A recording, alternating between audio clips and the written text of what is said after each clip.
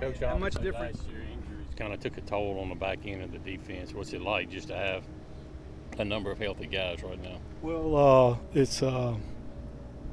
I think it's a tremendous blessing to have a guy like Fred Peters back full speed, and he was having a good year before he went out with that injury. So having an experienced guy like him back full speed really makes a difference for us back there. What kind of things did you see from him last year when he was down to kind of still try to stay engaged with the team?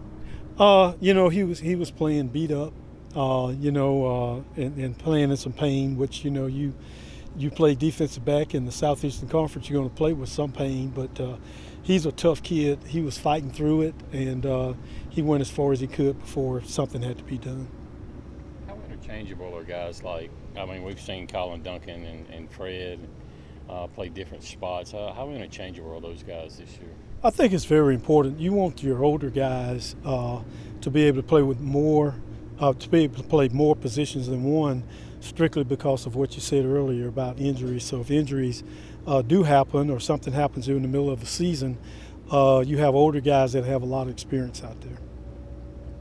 Coach, you guys brought back the entire staff this year, especially on the defensive side. What's it been like now a year in, kind of working together with those guys? Well, it's been tremendous. Coach Arnett's a tremendous coach, and it's made a great difference in the play of our secondary because those guys are a year older. They're familiar with the calls. They're familiar with some of the adjustments that have to be made back there, and all of the coaches on that side of the ball do a tremendous job. A great group of men, and I really enjoy working with Coach Washington, Coach Macbeth, and especially on the back end.